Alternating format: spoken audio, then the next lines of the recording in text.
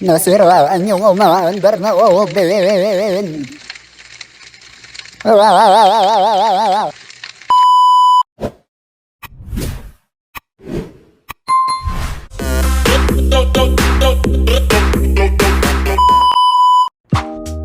So yun nga, welcome back. Ang topic natin ngayon is tips and tricks bilang OFW. Simulan natin, tara. So magandang araw mga chong. Anong balita? Sana nasa maayos na lagay tayong lahat. Nagbabalik yapin. Ito nyo naman, medyo gumaganda na yung setup. Nakabili ako ng tripod. Yung ring light ko na matagal na nakatambak ngayon, nagagamit ko na. Number 1, dapat maghanap ka ng sale at promo. Bakit? Kailangan mong mag-grocery. Actually, dito naman, nag-grocery kami katapusan ng buwan. Napakababait ng mga grocery supermarkets dito kasi doon sila nag-sale. Nagpo-promo, nag-sale. Buy one, take one. Discounted price. And etc. Take note, magdala ka ng listahan kung ano lang yung bibilin mo. Allotted budget, nakalista. For the whole month na yun, kasi buwanan yung sahod dito guys. So kailangan, yung bibilin mong grocery stocks pang isang buwan na. Bigas, itlog, salbabida yan. Itlog ay salbabida natin yan. Ano pa? Sardinas, delata, Indomie sa Saudi, shoutout sa inyo, Indomie. Pancit Canton, noodles. Tsaka yung murang isda dito is hasa-hasa. Talagang napakamura niya. So yun isa sa mga salbabida namin, mga Saudi, mga OFW. Number 2, remittance. Kailangan ang diskarte ng mga remittance dito is, ang strategy nila is, bago magkatapusan ng buwan, mataas yung palitan. Then pagkatapusan na ng buwan, sahuran na, pinakamababa yan. Mababa or pinakamababa. Strategy nila yon, napansin ko na din yan. So ang susunod ay, maraming tatamaan, pasensya na. Uunahan ko na ng pasensya. Ito guys, wala akong tatapakan tao dito. Sariling opinion ko to. Achievement ko, isa sa milestone ko yun, is yung quit smoking or switch to vaping. Bakit? Guys, sa Saudi, pataas ng pataas yung tax. Nagmamahal din yung bilihin. Ang Yossi ay consumables. I-categorize mo yan. Consumables, wants, needs. Ayan yung mga kino-consider ko is, isa sa mga consideration ko is yung Yossi as consumables. Nag-switch ako sa vaping kasi kinompute ko guys, mga chong, malaki ang naitipid ko. Mahal yung vape juice dito, pero kinompute ko siya sa consumption ko. Kinumpare ko siya sa consumption ko sa Yossi. Malaki yung difference, malaki yung naitipid ko. Pilitin nyo guys, pilitin nyo. Switch to vaping or quit smoking, it's up to you. Susunod. Ito, applicable to hindi lang sa mga OFW, kahit yung mga kamag-anak namin dyan sa Pinas. Applicable dito sa inyo.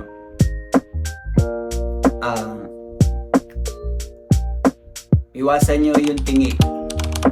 Dito, iwasan nyo yung maliliit na bilihan. Like yung sabon, for example, yung sabon is yung maliit na detergent powder is parang pag kinumpute mo siya as yung binibili ko ngayon is 5 kilograms. Malaki yung difference. Tapos yung consumption mo is parang nakokontrol mo. So, isa yun sa mga tips and tricks sa financial dito. Nga pala guys, applicable lang to mostly sa mga mabababae sa akin, syempre. Tapos ikaw minimum. Minimum, di ba? Nakaka-create tayo ng salita dito guys, minimumer. Hashtag mininumer. Nga pala guys, naka-jacket ako kasi malamig. Yung aircon nakatutok sa akin, tapos talagang solve kami sa summer ngayon. Kung nakikita niyo yung summer ngayon, di ba? Walang hiya talaga. Bumili ako ng mapapakinabangan kong mobile. Ito pala, may natutunan ako nung kinuha ko tong mobile kasi installment siya guys. Kung sa mga hindi nakakalam, installment yung cellphone ko. Salamat, patapos na. Diba? Makakabuelo na ulit. Makakahinga-hinga na ulit ng medyo maluwag-luwag. Pero ito yung natutunan ko. Dati nasa 20% lang yung ipon ko. Nung kinuha ko to, sabi ko over the limit ako.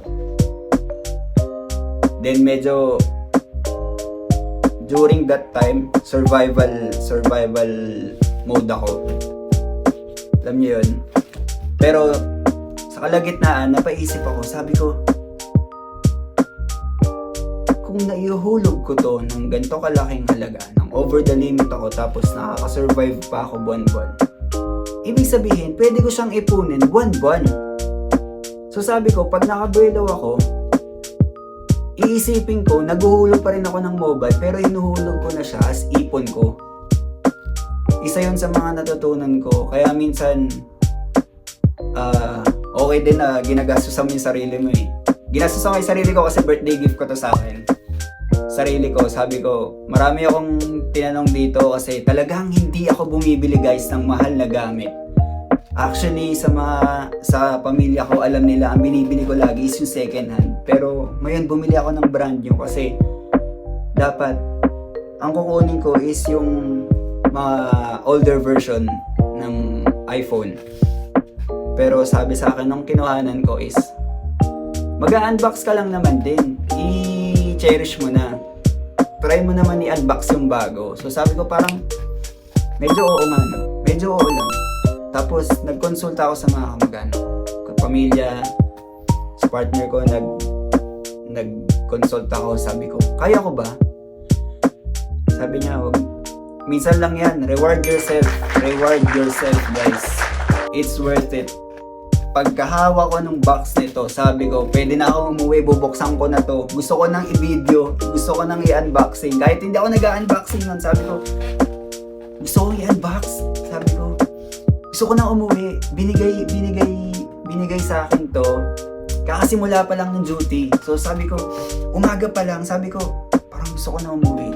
Sabi ko, sir, uwi na kaya ako? Kaya ganun ko, sir, sabi ko. Pero tuwa ako kasi nakakuha ko ng gamit na iingatan ko. Then, may natutunan ako. Diba?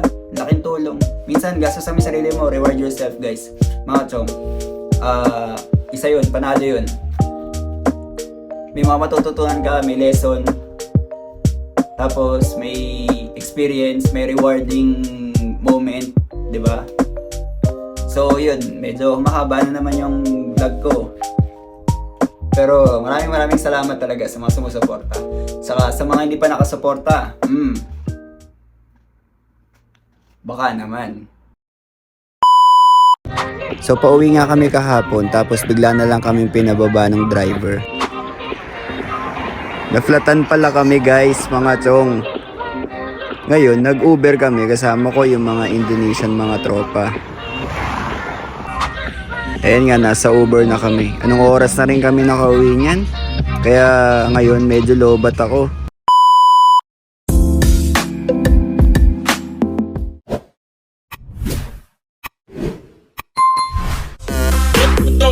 Don't